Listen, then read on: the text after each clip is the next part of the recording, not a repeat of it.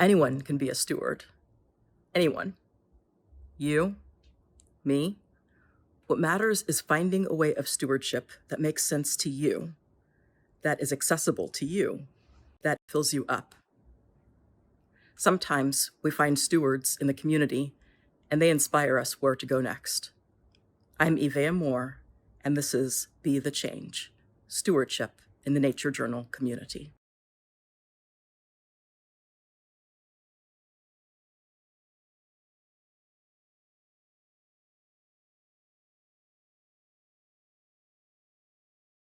Um, we are here with my good friend and fellow steward, Sarah Reid. And I am really excited because Sarah has done a lot of stuff over the years, and I've seen your pages and I've heard your passion. So I'm really excited about our conversation today. So thank you for joining us. Thank you.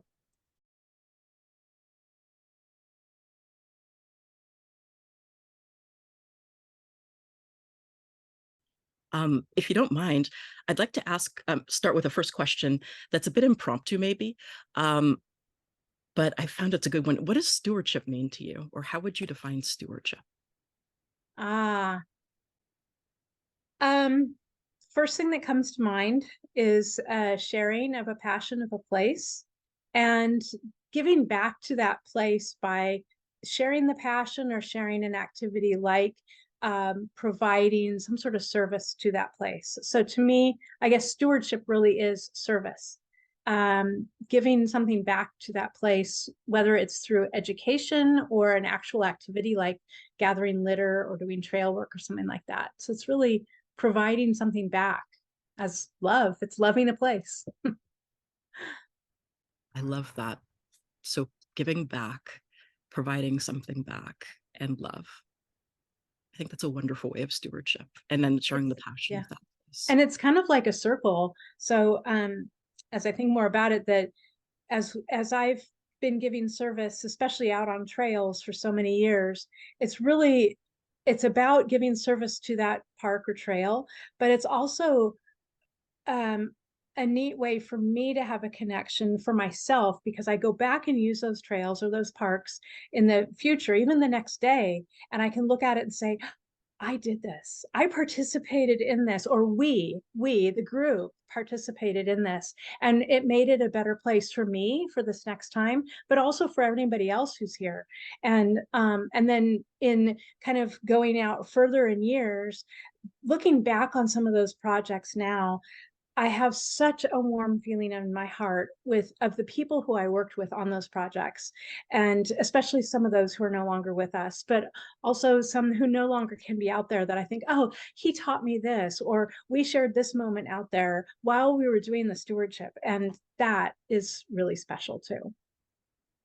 That is, I can relate a lot to that about just that time of forming those special memories and bonds with people.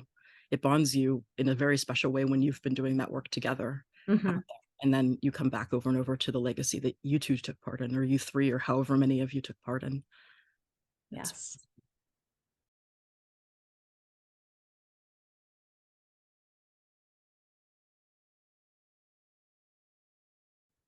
Thank you. Mm-hmm. Um, so my first official question is, could you please tell me about yourself and where's home for you now and where did you grow up and what made you fall in love with nature? Ah, well, I currently live in Sonoma County in Santa Rosa, California, and I've lived here since 1967. I was born in Humboldt County and in Northern California. My parents started me tent camping when I was 6 months old.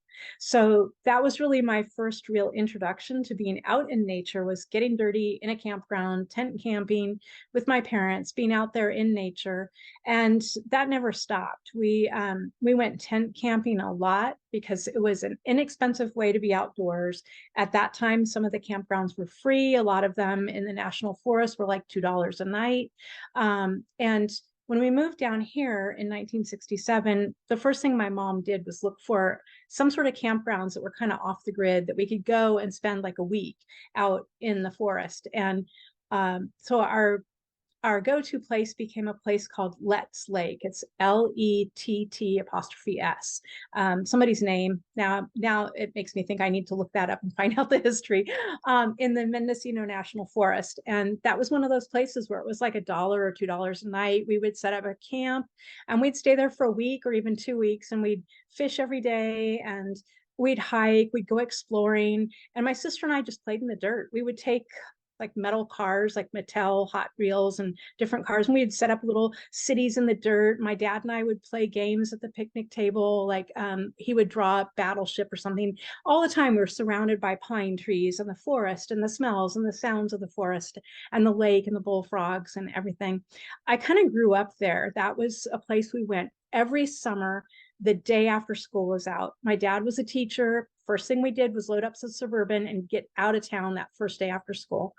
And then we also did a lot of car camping out in the national forests, or I'm sorry, in the national parks. Every couple of years, we would do a special trip that way. And then when I was in second grade, I started Girl Scouts. And in Girl Scouts became quite a career for me. I'm a lifetime Girl Scout still. And that really gave me the opportunity to really learn about stewardship and giving and volunteerism. And that's remained a huge theme in my life just about every single day. And so now in Sonoma County here, my husband and I participate in a lot of agencies that have to do with land and outdoors. And we feel really strongly about stewarding any place that we are. So we do a lot of different stewardship activities. I love being outdoors. And one of the people who I worked with a lot on trails, I loved that he said that he has a need to be outdoors every day. And that I took that on. I thought that is me that he's talking about too. So I volunteer a lot now, and I feel like that every time I volunteer, it's a stewardship opportunity. And there's some that are more the kind of activities most people think of when they think of stewardship, and some of them are probably less what people would think of when they think of stewardship. So I can explain some of those in more detail too. I'm going to ask you about that. I'm going to ask you more about that in a moment, because that's a huge question that I'd be very curious about. But before I do that, though, I think that's wonderful that you had that, just like from the very start, you were forming those memories of being outside with your family, and that it wasn't necessarily all serious and like studying, but Yeah. play, just playing Mhm. together and having fun, and just having that time where it's just you and your family and the surrounding forest. So not other things interrupting that pure quality time.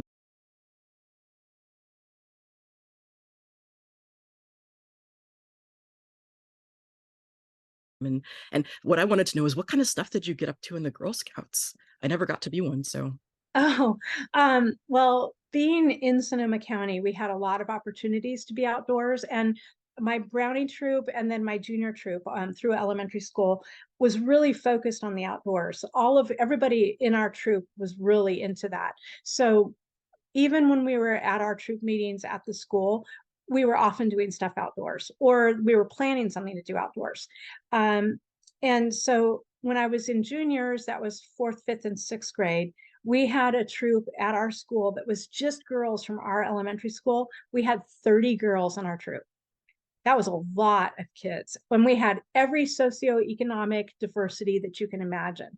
So part of the idea between my mom, who is one of the co-leaders, and Diane, who was the other co-leader, was to make sure that everybody in that troop got the opportunity to do every activity that the troop planned, and that us as the girls would participate in the planning and the ideas and do those activities. So we did a lot of like overnight camping out, especially along the coast.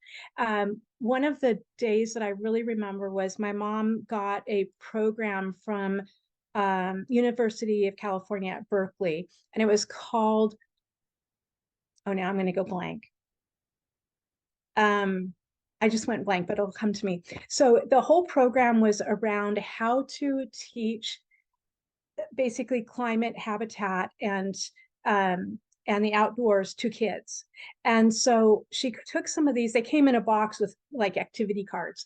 And one of them, we went out to Doran Beach, which is out in Bodega Bay. And the idea was to help us to learn about how animals are affected by what we do when we're out at the ocean, and also how they feed. So we took popcorn, really simple activity. We took popcorn and we threw it out in the waves. And then we watched where it went and how it moved in the waves and how it came back to shore and what interacted with it. So sometimes there was gulls that came flying down and snatched the popcorn. Other times we could see how it drifted up on the beach that would look like how oil would maybe come up onto a beachfront and gather in a spot. Other pieces floated out and we could see how they would become food or something that an animal might interact with. So it really taught us a lot about even wave action and how water and things move. And I just remember that one has always stuck in my mind because it was such a visual activity, and it was something that we actually took part in. You know, we were active in that activity to learn about how we affect the environment. And then we did litter cleanups, and we did typical things like horseback riding too. That was one of the key things to do with our cookie money. And we found ways to be outdoors a lot as a troop. And then in the summer times, my mom started becoming the director of our summer day camp for the whole area of our town, which was called a service unit. So that encompassed about, I think, 8 or 10 elementary schools worth of Girl Scout troops. And we would come together for a full week. And we did it over at a regional park that's in the east side of Santa Rosa called Spring Lake. And at first I was one of the kids, one of the campers. And then when I became in junior high in 7th grade, I became one of the junior counselors. And so I got to participate in a different level. And then as I went into high school, I became actually assistant day camp director and was really running the show and helping to run it. And we had to change different day use areas that we were using throughout the years. And we finally settled on one that we really liked, and that's still being used as a day camp today. So that place has a really special place in my heart because I spent so many hours up there as a kid, as a young adult, and then as an adult as well after high school, doing day camp and activities up there.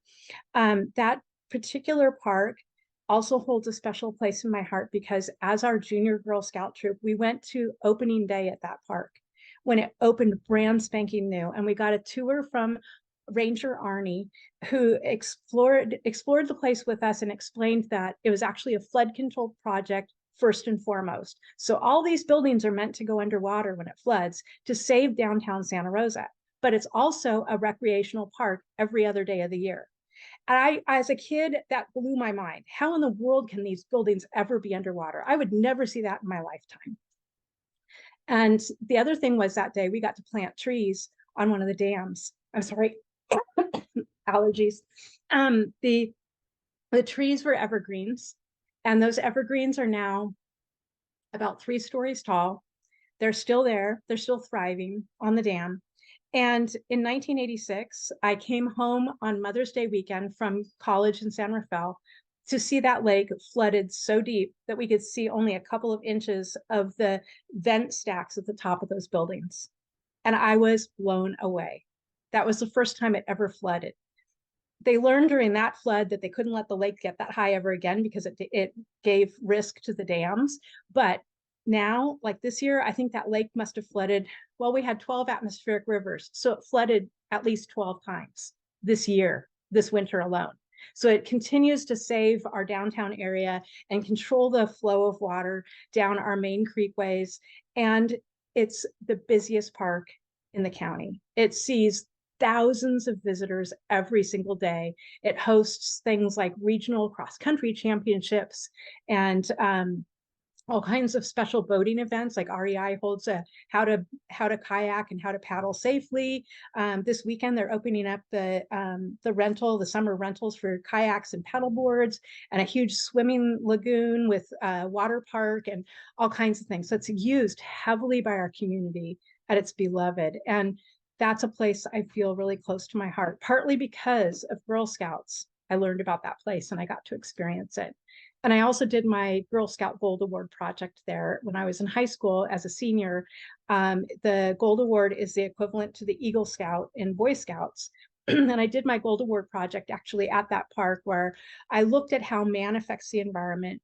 And I found things that I could show younger girls, like how somebody had used this tree as a fence post at some point and wrapped barbed wire around it. And now the tree has grown around that barbed wire and it's become part of the tree and part of the structure of the bark.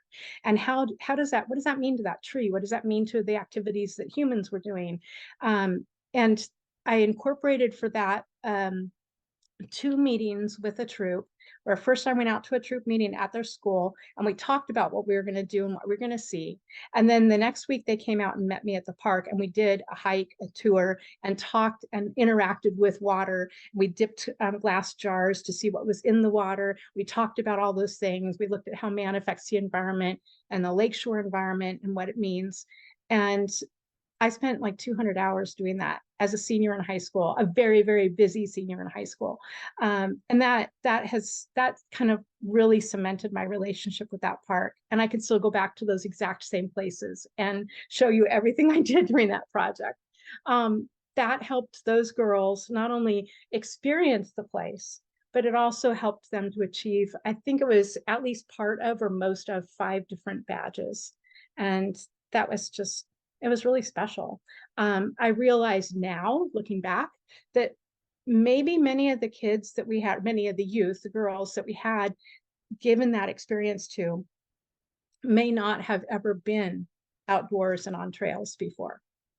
And that still blows me away to think of how many people we can help to experience nature and outdoors. Absolutely. And having and giving somebody that first experience and that access, I personally think of that as also being stewardship, because you're Yes. helping people to fall in love with that place and to treasure that place. And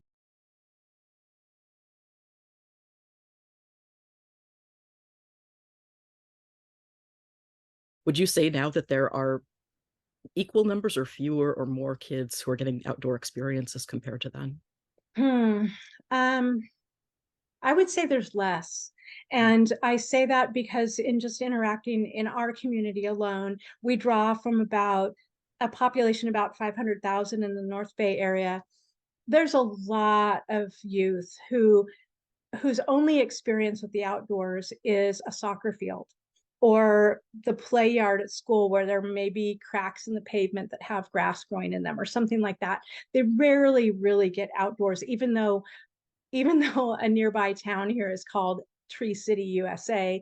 Yes, there's a lot of trees in our neighborhoods and stuff, but I think that a lot of youth lack the opportunities to actually get out into places that feel a little bit more wild, even if it's a city park, simply because of socioeconomic disparity, lack of access for their families, and sometimes it's the actual access once they get there. They don't know what to do. They don't know where to go.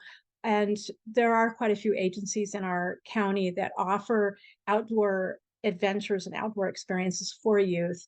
And what I see with that happens when we offer programs to youth who are in the lower socioeconomics, elementary schools especially, and give them an opportunity to take a bus out to a park and go out and have a guided walk with somebody. They bring their parents and their families back.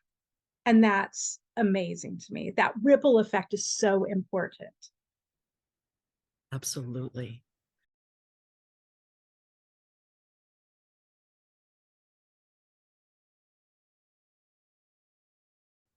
So we were just talking about how education and giving and also access, giving that access to people is a form of stewardship. A little bit ago, you were saying that you do some things that are what are traditionally thought of as stewardship, and one things that are less, and some things that are less thought of. I'd be curious to know more about that, because it seems like this is one of those things that people might not realize immediately, stewardship.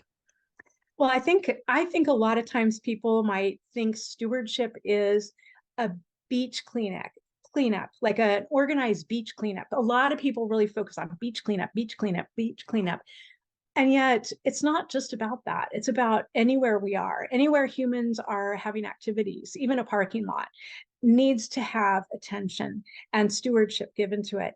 And we can do litter pickup just about everywhere. I'm really proud to say that in a lot of our local parks, both the county parks and the state parks, are so well stewarded by the users as well as volunteers that there really is no opportunity to do a formal litter pickup because they're so clean, which is wonderful. So a lot of times I think stewardship ends up being kind of defined as something like that, a formal event like a beach cleanup. Um, what what I see of as something that's not as formal is something like I was just explaining, like giving a program to some youth, to provide even one troop meeting of having girls go out and explore a little bit of a piece of a park. The One of the things that I'm doing right now that I feel is really important and a bigger, different scope is providing opportunities for seniors to go out in nature. Seniors, that is in people who are over 70, actually. They're hungry and eager to not only go outdoors, but they're also hungry and eager to learn about the outdoors. And a lot of them are very ambulatory and able. They just aren't given the opportunities. And sometimes that opportunity means that you find a flat, even place for them to walk and just be outdoors. And sometimes it means taking them for a hike where they know they can do this and it might be a little bit challenging, but that even makes it better. And they're eager to learn. They're eager to learn about the natural and cultural history. And then the way I see it too is because they're the age group that they are, they're just gobbling all up this information, but they're also of the age group who has lived life. They may have some funds that they'd like to support for future programs, either of stewardship and or for that particular park or space or the agency. So why not engage them? That is looking at our future. But it also helps us all be healthier, both physically and mentally. Some of the other traditional stewardship things that I participate in and that I think a lot of people also see is things like trail work. We have very active trail work agencies in Sonoma County and actually all over California. We're very, very fortunate to live here. And some of those agencies put on volunteer work days, which are heavily advertised, and people can sign up and go do those. And a lot of people think of that as a formal part of stewardship, of getting out there and getting dirty, using hand tools. And that's some of what I referred to as looking back on those times to some of the people that I did that with is just so valuable and so heartwarming. And like I said, you can go back out and enjoy it again. Some of the other things that are kind of stewardship related too are participating and helping with events. So like some of them I just kind of jotted down was at our local state park, Annandale. I've participated in helping to put on or course marshal or even hand out things at an aid station for the Annandale Half Marathon, for our Annandale cross country bike race. And for things like grand openings or donor preview days at some of the parks, to just participate as somebody who's there to provide support is stewarding that place, is stewarding the people who are coming out to the place. Then I also put on some events for California State Horsemen's Association where we were providing an event for people to be able to come out to a property they wouldn't otherwise be able to access. It might be a public ranch or a private ranch, and put on an event where people bring out their horses. They go out for a really great ride. They come back and have a picnic. We do a poker game while we're out on the ride. They pick up poker cards along the way, and the winning hand gets a prize, but it's also a fundraiser for something. So that is also stewardship, and getting people out to enjoy that land and to appreciate the fact that that land is there for recreation or for private use, but isn't a development. And that's really huge, and appreciating those lands. You can tell lands are my thing. Nature is my thing. Um, and so there's value in a lot of different kinds of stewardship, and it doesn't even have to be a big thing. It doesn't have to be a 200-hour project. It can be just 10 minutes of going out in your neighborhood and picking up litter and putting it in your garbage can when you come home, and you've just stewarded your neighborhood. And or maybe even just greeting other people on the trail in a friendly manner is stewarding the community of being out there together and enjoying being out. This is coming right off the top of my head. This is wonderful. I love that you connect stewardship to not just nature, but to community or to wherever people are, Mhm. um, because that makes sense. Wherever we are, that's where we're going to make the most impact. It Yeah. sounds so straightforward, but it's not that straightforward when we start thinking about stewardship as being something a lot more limited or narrowly defined. So I think it's important to be able to open up the definition of stewardship, because then you open up the access to the stewardship if you open up the definition. Yes. And something you just said just resonated with me about community. And it does. Hmm, what was I just thinking?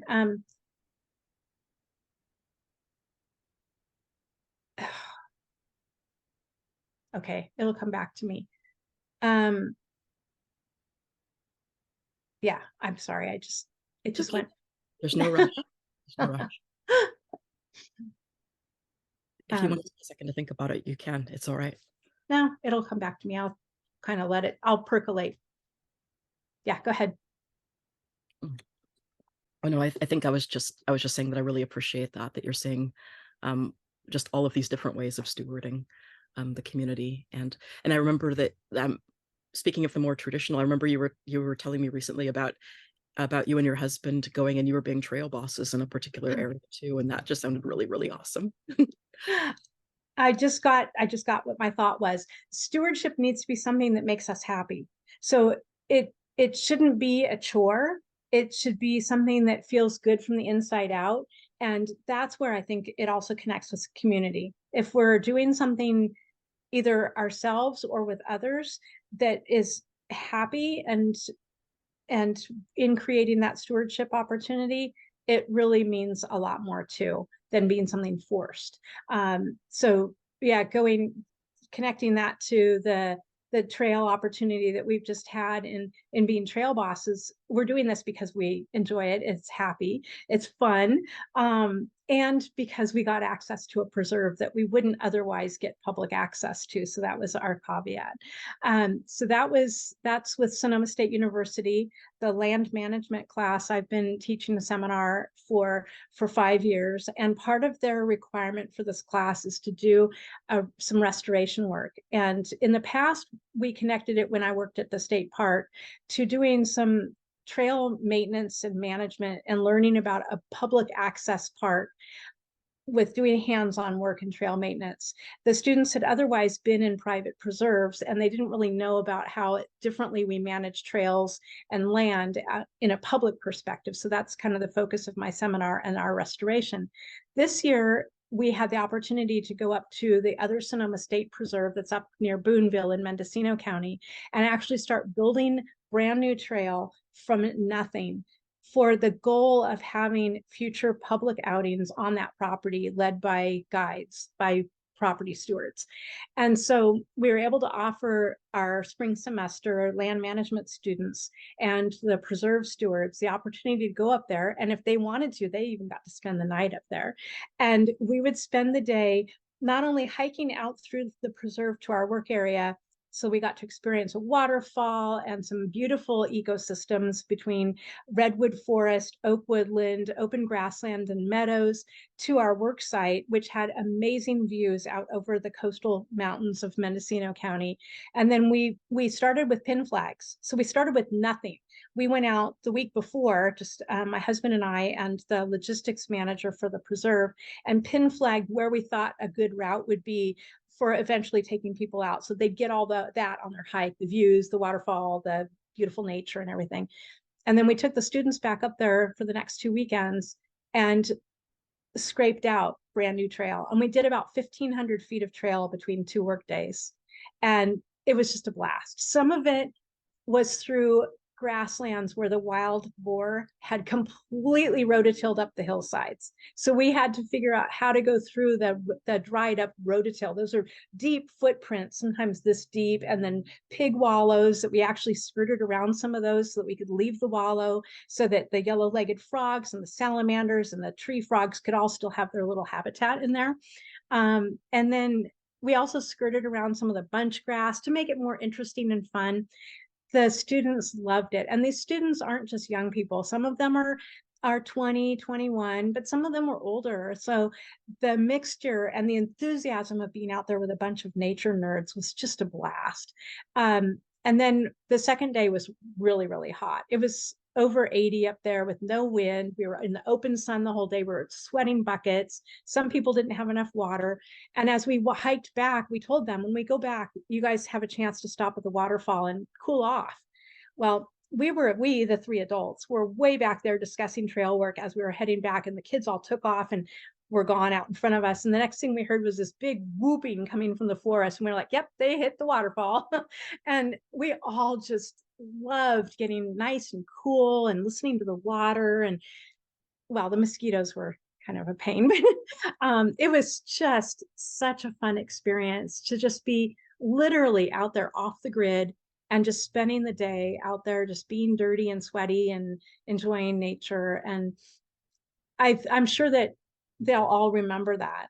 And it was fun for us to be out there with all that enthusiasm and to be able to provide that opportunity. We get to go back on the 3rd of June for another work day that we're actually inviting the public to come out to by registration. We're hoping that we could get some of the local high school students from the area, from Anderson Valley, to come out, and anybody else who wants to register and go. And we found that it's mostly the land management students who are signing up because they want to come out again, which is great, which is fine. So we'll be doing another day, which that one probably won't be as much hard trail work as much as showing people the property and doing some light brushing to kind of clear more of the corridor through some of the trees and bushes, and doing some trail work so they get an introduction, and then having a picnic lunch out there. And it's just a blast. So we're really looking forward to going out there again. It makes for a really long day because it takes an hour and a half just to get to the property. And then it takes another half an hour to drive into the property with 4-wheel drive up to the parking area where we hike out from. And it is just amazing though. So So that's some of the benefits that we've gotten from providing some of these stewardship opportunities and being participatory with some of these land agencies, is having these special opportunities to go out on land where it's not open to the public. And that's been really special. It was one way that my husband and I got to have special places during the pandemic, when after the lockdown time and people started really getting out into parks.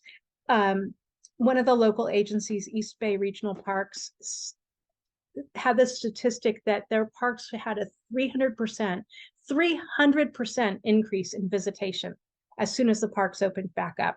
We experienced that up here also.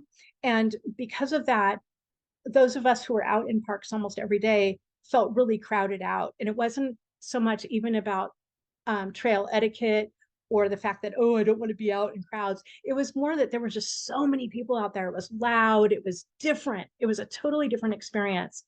But lucky for us, because we're trained patrol volunteers for our Sonoma County Ag and Open Space District, we had access to 2 properties which are not open to the public. And those were our havens. So we were able to go out and be basically volunteer eyes and ears for the agency to take a look at the property, to report any illegal activities or fallen trees or anything else that they may need to know, or what's blooming today, and report back to the agency. But we got to be out there in this beautiful space that was peaceful and quiet, and every week there was something different blooming or something different growing or some other bird species that's migrating through. And both of those properties are still giving to me. I mean, I was out on one of them on Sunday for a donor preview for the agency, the parks agency that's now taken that property over. And that property I've been out on, I think 4 dozen times in the last 3 years. And on Sunday, it still presented me something new that I'd never seen before. And it was so cool. And I got great pictures of it. That was seed pods of golden fairy lanterns, which I've never seen the seed pods before. And plants that were like, I don't know, 10 or 12 inches tall, which was amazing. So that's part of the benefits, is that we get special opportunities, and that's really super neat. That's awesome. And then you get the opportunities each time you go to fall in love again with something new or something the same. Mhm. At each time you get to fall in love when you go back.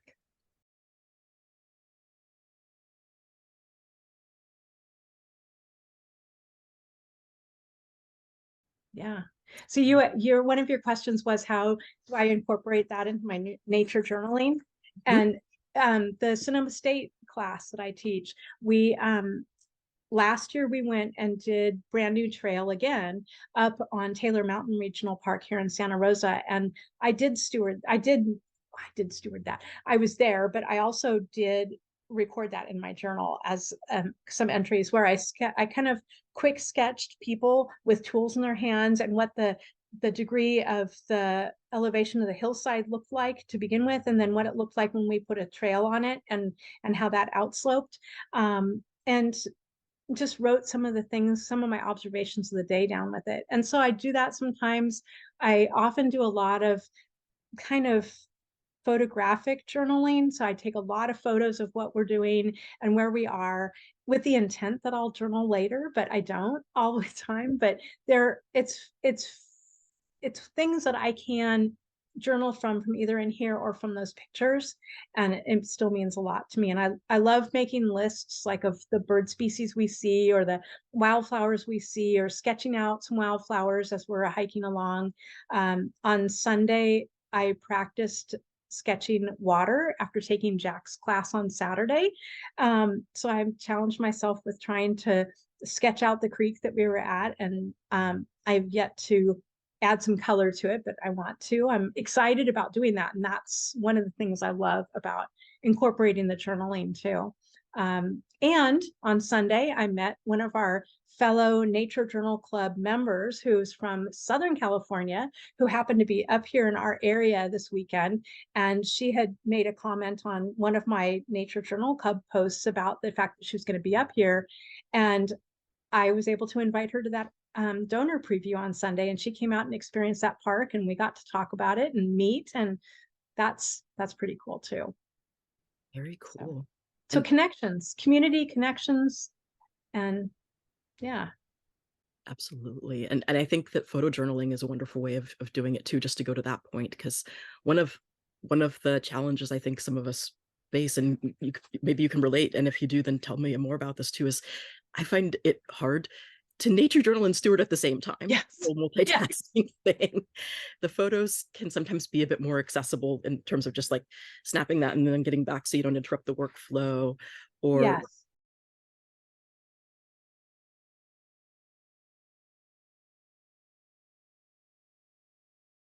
so for you, what are like, because I also like I strive to try to learn how to nature journal as I steward, and all of the challenges that presents. So for you, what are some of the challenges with nature journaling while you're stewarding? Having tools in both hands. So yeah, I actually, that's one reason why I do a lot of pictures, is so that I can refer back to them later.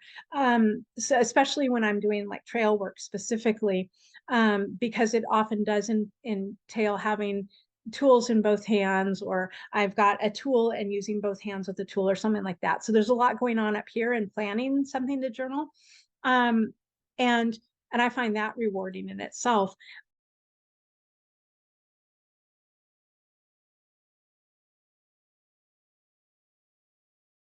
But when I'm doing something like the preview day on Sunday, or we do for our regional parks agency, we have over 56 regional parks and trails in just our county regional park system here in Sonoma County. And we've got 5 in the pipeline right now that are not open yet to the public. So in order to engage people with these places, they're having kind of an open house day. So anybody can register to come to this open house day, and they call it a park preview day.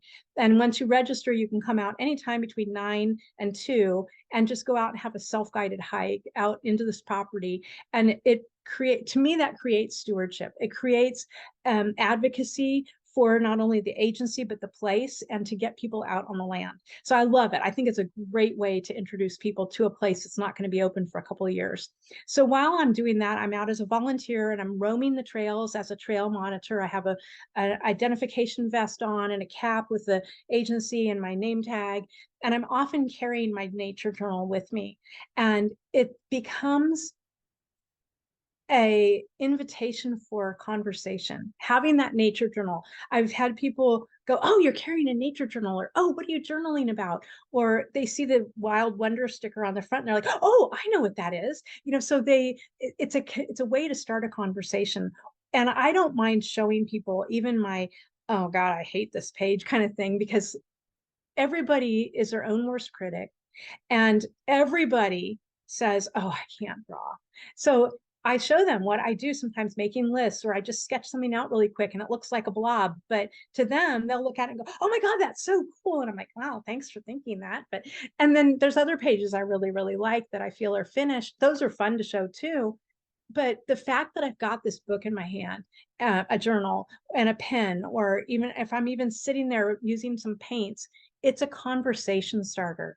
And I love that, as well as the fact that when I get home later, I can sit down and reminisce about that day and the things that I saw and the feelings I had, or the things I heard or smelled, and kind of flesh out that page more. Or even later, because of the photos that I've taken, I can go back and re-experience that day and that opportunity that had, maybe some of the people I met, and what that meant to me in a page. And then of course, I like sharing on the Nature Journal Club. So then I'm reaching out to a broader community, not to get the kudos of, oh, that was a cool page, but to explain what I was doing out there, that, this was a volunteer day and this is what I got to do. And isn't this cool? Because I also got to journal. And then I share a lot on social media too. That was another thing that, about how to tell people how to be involved in this kind of work, is I share a lot on social media.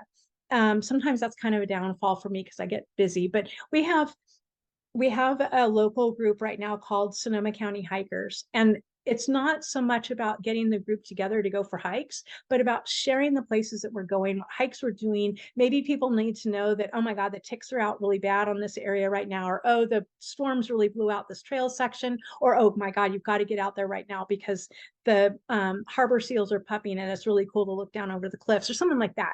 So what I've been doing also is explaining to people, I'm out on this public preview day at this regional park that's not open yet to the public. And here's how you can find out about being involved. You can go to this link and sign up, or you can come out and help with a stewardship event. Today was actually a trail work day in our local state park. I shared that because it was a planned event. And even if it was full and people couldn't go, they would know about it. And they see the name of that agency that's inviting people to come out and volunteer and do trail maintenance. And that, every time, it's kind of like marketing. If you think of marketing, every time you see that name or that idea, it reminds people. And if we can get people's feet out there, or out there, whether they're going on a guided outing or on a stewardship event, there's more connection and advocacy that happens every single time. And the more people that learn about events they can do, the more people will become involved and support it.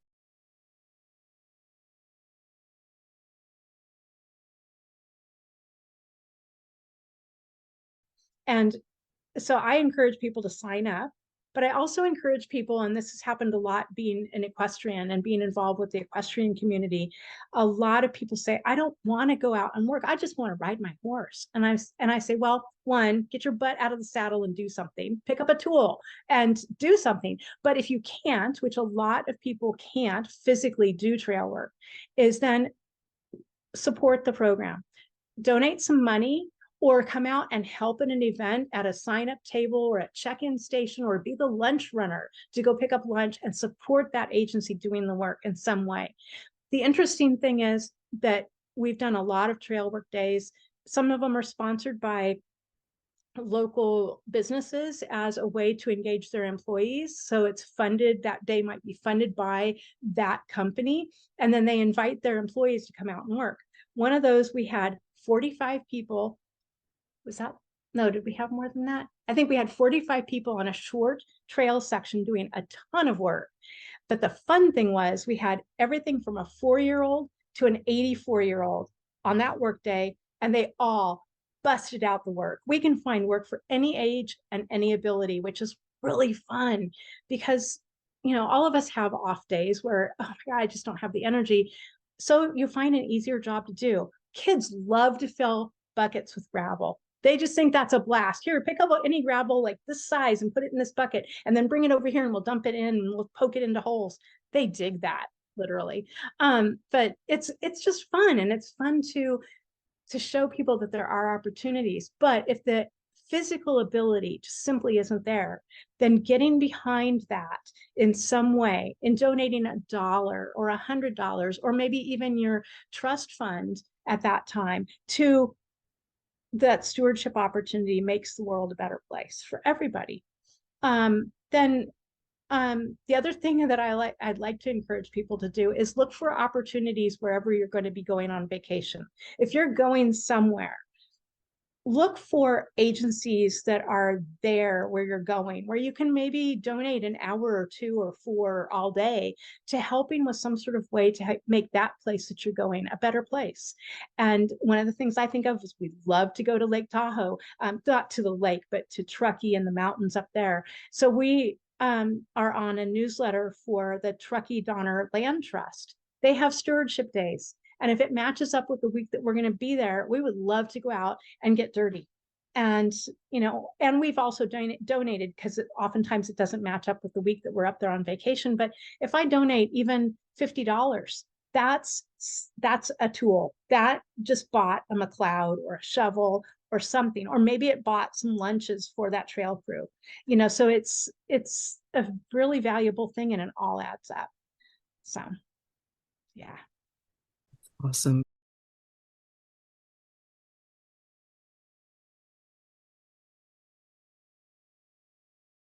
What you said about how your nature journal sparks conversation. Like, I know that there are some nature journal friends who say that they get self-conscious when they're out journaling and people approach them, but people will come over because they're curious to know what you're paying attention to. And so it seems like you have used that to draw people in and be able to find out more about that, knowing that people will be naturally curious when they see your nature journal in your hand. Yeah. And it's not easy. It's not easy. Like I said, we're all our own worst critics. So I'm kind of like, I don't really want to show these people this thing because I think it looks really goofy. But the other thing we can do as nature journalers is flip to the back page or someplace where it doesn't really matter what I do. Or maybe you have an extra little sheet of paper, like postcard size, and you can even demonstrate something. Like you pick up a leaf and you say, this is what I'm doing. I'm journaling what I'm seeing. And sometimes that means I just put a leaf on the paper and I trace the leaf. And I just started nature journaling. And maybe I'll write down a couple of things about that leaf that I observed. That's as simple as it can be. I'm not really teaching a class, but just as quick as I just described it. Oh, hi, Kitty. I've just given people an example of what I'm doing without even having to show them the page that I was doing, because it is intimidating. And it does take a while to get past that intimidation of, I don't want to show people what I'm doing. So there's ways we can demonstrate it without even showing people what I'm actually doing. And sometimes that page may be rather private. Like I might be writing down some hardcore feelings I'm dealing with that particular day, or something. And or I might even be journaling something that has nothing to do with what I'm looking at. So it may be something that I don't really want to share, but we can show people other things too, or even show that on the inside fly of my nature journal, I write down quotes that I hear people say, like Jack, or quotes that I read in a book, or something that I heard somebody say about nature, or something. And I can just show people it's a place to record things. Yeah. I love that. And I love that you use your nature journal for that variety of things, whether it's that you're making a list of which birds or plants you're seeing that day, whether you're writing down your feelings about what you're experiencing. Because I think a lot of times when we're nature journaling, especially if we're nature journaling out in public, we might feel pressure to make some kind of a picture that's legible, or that communicates something. Yeah. But it's really about your experience. And if you're doing that moment of stewardship, you might not be in the headspace to draw some fantastic portrait. Right. That pretty picture. So instead, you're writing down what's useful to you, what's information to you, what's helpful to you. And then later on, if you want to use your pictures to draw from those, then you can do that. But it's really about the process that makes the most sense to you. And also that some people might think, well, if you're not going to journal it on the spot, why do it? Well, because then you get to process and relive it when you're journaling that later. And go down some sort of rabbit hole too. because it's fun to go back and research. So recently I completed a California naturalist class. It was the second one I've taken, and it was really super cool because one of the instructors is a master tracker, and she took us out to the Bodega Dunes. So we were in dunes, in sand dunes, tracking animals. That is really super hard, especially if it hasn't rained within the last 24 hours, because it looks like there's just divots in the sand. How in the world do you tell that story? And she taught us, and it was really a blast. So I found myself taking out my nature journal and just sketching really super fast, just the shapes of things I was seeing in the sand. And to anybody else looking at that, it might not have meant anything. In fact, when I got home that first night, I showed my husband these funny little sketches I made, and I had scratched out some notes in the margin. And he was like, uh-huh, yeah, that's kind of interesting. I'm like, but this is the cool thing, is because I sketched that out really super quick, I can go back and draw in some of the harder lines and think about what I saw. They were flicker tracks in the sand. The flickers were flying down and eating ants.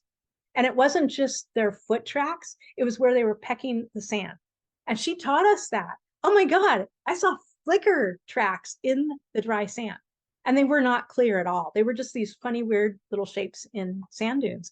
And that's the fun thing. I mean, she actually had to go, this is the master tracker. She had to go home that night and do a whole bunch of research in a library that looks much like yours to figure out what kind of animal tracks those really were, because even she was baffled by them, and she didn't tell us for 2 more days what they actually were. So that process, and including that whole story in the page, was super cool. And unfortunately, the third day that we were out there, it was raining so hard. There was no way I could take a journal with me. So I had to just like think and go home and record after the fact, which sometimes is even more effective because you've had time to do a little bit of processing or been able to do a little bit of research, or be able, like, I want to spell that word right, or I want to find out what is that thing. Wait, they said the Latin name, but what's the common name? And maybe look at a picture of that thing and being able to draw it a little bit more clearly. That I did a lot of sketchnoting for that class, and it was really fun. And it was fun to practice that. So I have a journal just dedicated to that California naturalist class, from the lectures, from reading the chapters in the textbook, from the field trips we did. And it was fun to share with my fellow students what I was doing. And I encouraged some of them and inspired some of them to start nature journaling, because they were scared, but they were watching me over my shoulder as I was really lightly sketching stuff out. And they're like, I can do that. You're just sketching what you're looking at. And I said, bingo. And that was fun. That's awesome. And another way to advocate, like, this is what we're using this for. And then people are like, hey, that looks like fun. And then you're like, Yeah. do it too. It's not hard. You just have to Mhm. start and start and start again. Yeah. And I love that all of the nature journal community that we have can show people that you can do it with a piece of paper and a plain pencil or a ballpoint pen. I mean, how cool is that? That you don't have to have specialty paints or a specialty paper or gobs of money to be able to do this. We can do it with a piece of, on the back of an envelope that you got in the mail of junk mail, and a pencil. We can all find something like that to start making notes. I can't tell you how many envelopes I've got stuffed in my nature journals for sketching out ideas that I had. Yeah, you too, huh? I do that constantly, and I think, oh, I'll get back to this, and then I find something today that was like, oh, super cool. I'm going to journal about this instead. Um, I have a binder full of notes, and that's fun too, because maybe someday, I keep telling myself a rainy day, and then I find other things to journal on a rainy day, like the rain. But it's just that's all processing too, and learning. And I love that the idea of getting it from here to paper commits it to our memory. And Jack was the one that taught me about that, and thinking, yeah, when we get it down on paper, even if it's scratching it out on the back of a junk mail envelope, that just gave us a better memory to remember that stuff that we might have learned or thought or were processing. Yeah. I agree. Both pencil miles and also brain miles. Yes. Yeah.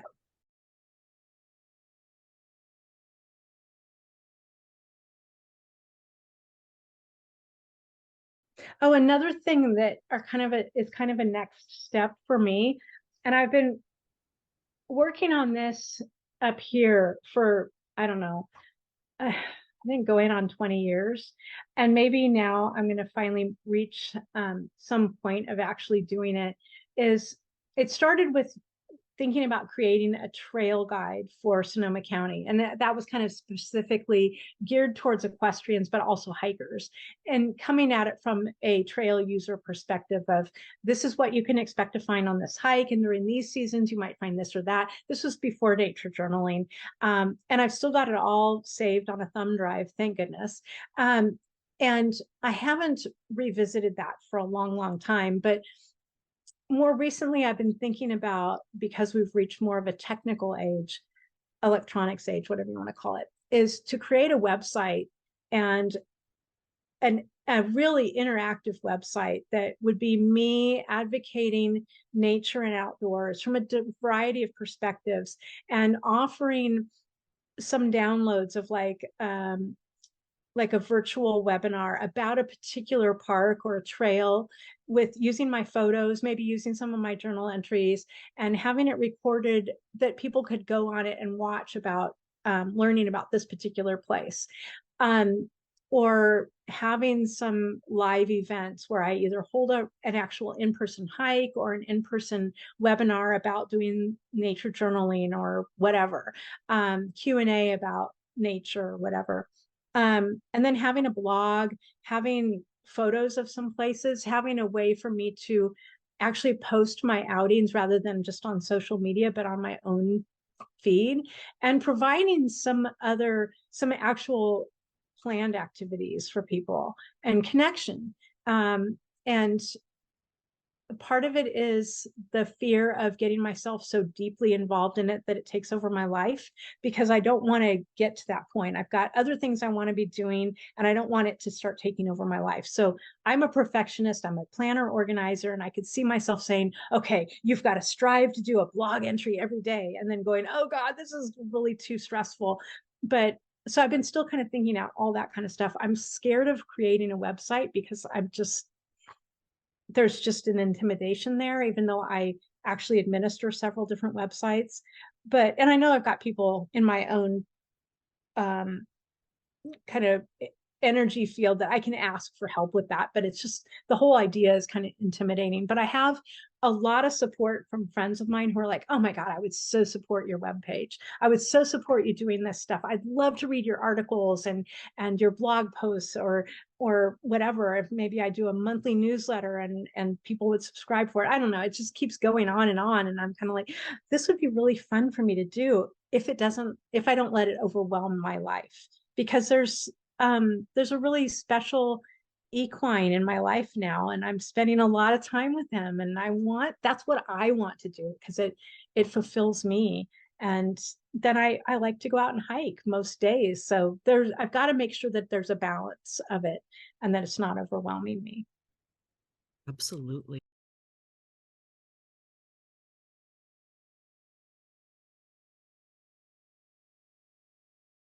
Is there anything else about stewardship and nature journaling that you would want to say that we didn't talk about and that you would want people to know?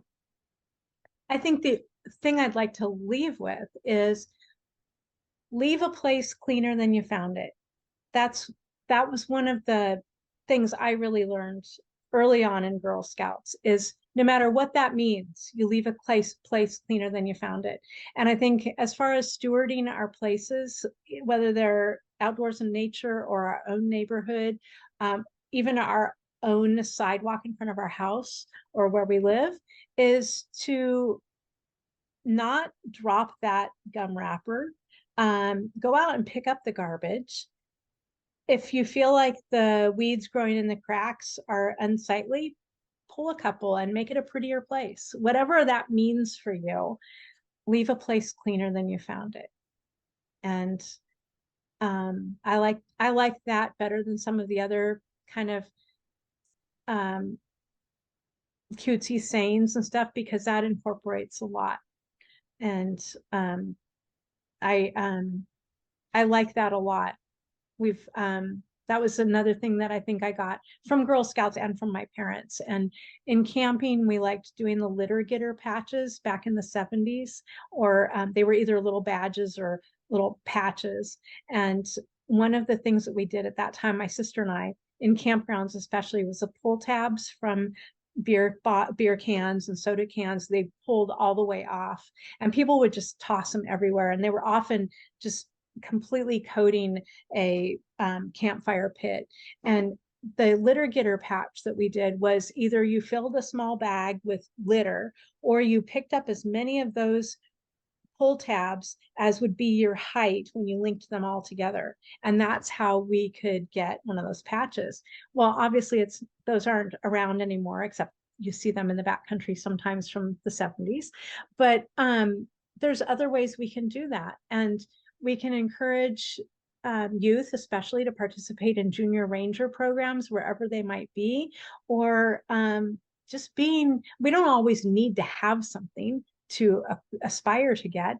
It's nice to be able to reward kids even with stickers if they do something cool.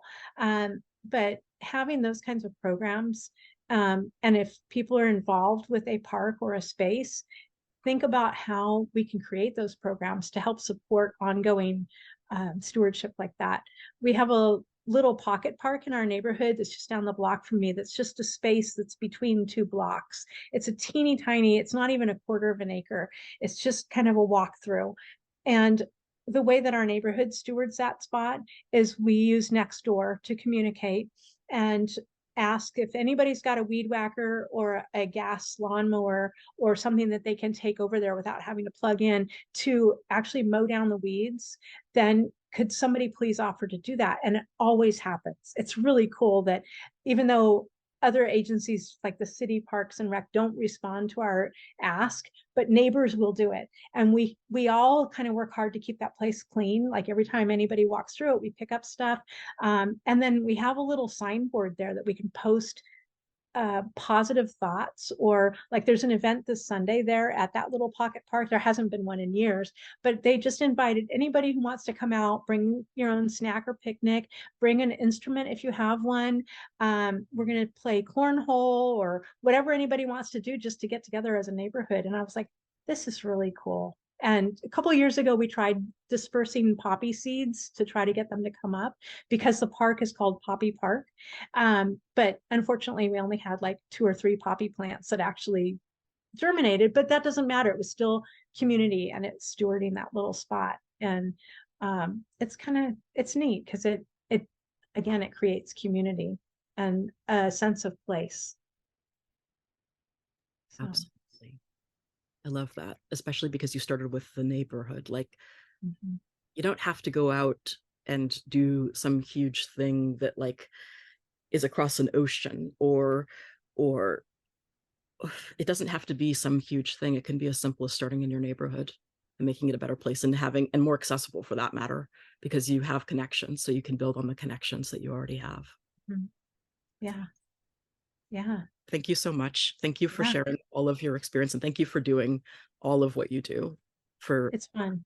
communities and for nature. Yeah, I'm lucky that in my life right now, having a part-time paid job, and the flexibility with that schedule that I can do these things. And I recognize that a lot of people don't and can't.